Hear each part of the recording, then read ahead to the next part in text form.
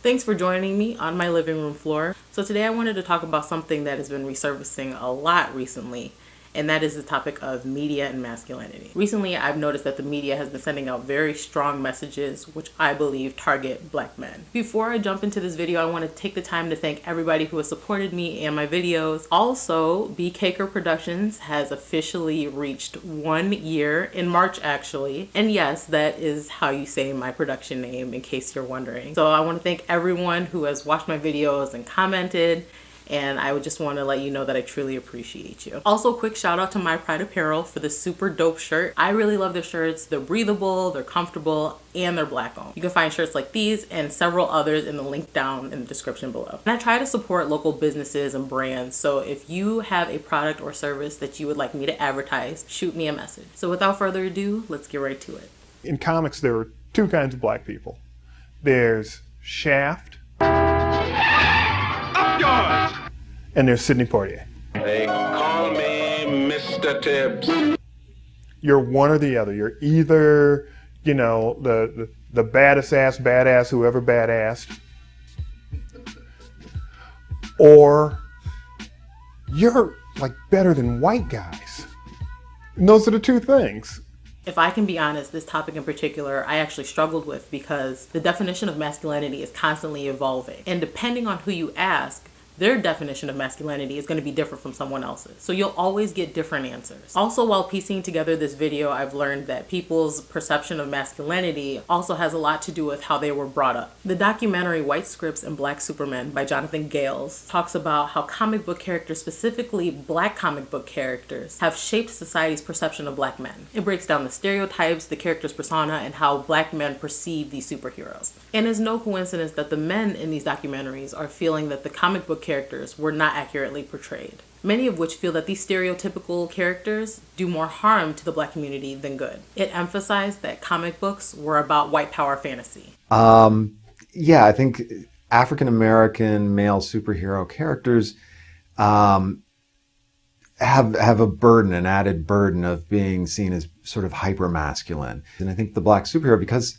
superhero comics in general are so much about an adolescent male power fantasy, that once you add in that layer of what's seen and perceived in a lot of popular culture as threatening, it sort of becomes this extra burden for Black superhero characters, because it's becomes this cluster of signifiers, these symbols of hyper-masculine, hypersexual symbols. He also goes on to talk about their features and how Black men are seen as impenetrable, or they're not able to show emotion. And while it was important to have representation, a lot of these comic book characters were a part of the agenda to destroy Black boys. Signifiers that are connected to these outlandish physical attributes and stuff, and then they stick, you know.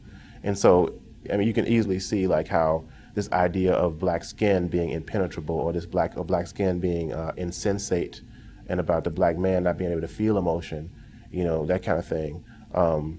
I think it's a misreading of Cool Pose, because, you know, of course, Cool Pose was used as a defense mechanism. Yeah, I think people can misread that too. It's like, you know, if you're an outsider of that culture, you know, oh, he's hard, he's being hard. You know, I can see that. I can see it in the Denzel Washington tear from Glory. You know, it's the same kind of idea.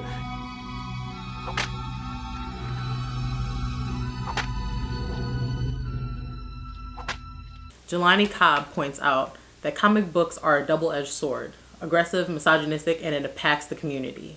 He also goes on to say most comic book characters are angry Black men. This documentary also goes on to talk about Black comic book characters like Lobo, the Falcon, Jon Stewart, and Luke Cage. Part of it, you know, there's been an interesting shift in the broader popular culture in terms of like, what do you want your Black man to be, right? For a long time, we lived in the Sidney Poitier era. And I would define the Sidney Poitier era as maintaining your dignity no matter what situation you were in, right? So even if you were in a degrading situation, you still had class, you still had your dignity, your intelligence. And I thought the earliest depictions of Black Panther represented that. Robbie Robinson represented that, and those were all great characters. And then, obviously, with the introduction of Luke Cage, you had a little more swagger, a little more badass going on.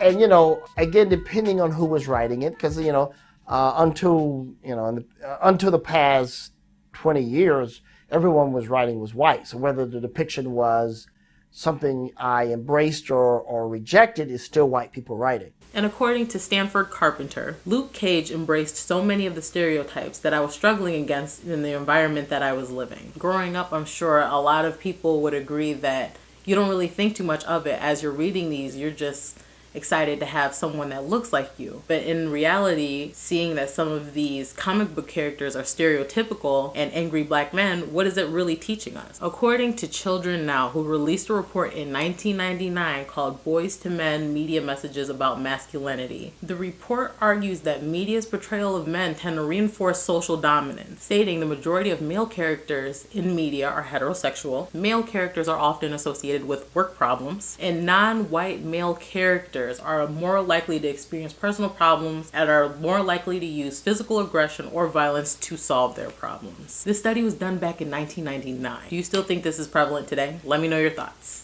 And as I mentioned earlier, I've gotten a lot of male feedback on what their thoughts were on media's portrayal of masculinity and was it accurate. And here's what they had to say. Fred says, both media and society portray men as strong. They're not allowed to show emotion. It's a sign of weakness. Men have a hard time showing emotions, and when it comes to black fathers, it's difficult for them to show emotion. Lawrence says, media could be broken down in a few ways for me. On TV and movies, the man is portrayed as the provider, the hero, or the badass. One problem with men we see on TV and film is the lack of sensitivity. Not many people care for the nice guy. We love the good tough guy, but we discredit all the nice easygoing guys. He's just not interesting. In music and rap, the man is the tough guy. For this job, I believe we prefer darker men. And in R&B, it is much more acceptable to be a nice guy. A lot of R&B men are called soft, more than likely a light-skinned male. It's so interesting you say that. Usually these men are tough, sensitive, and blessed sexually. All in one. Perfect.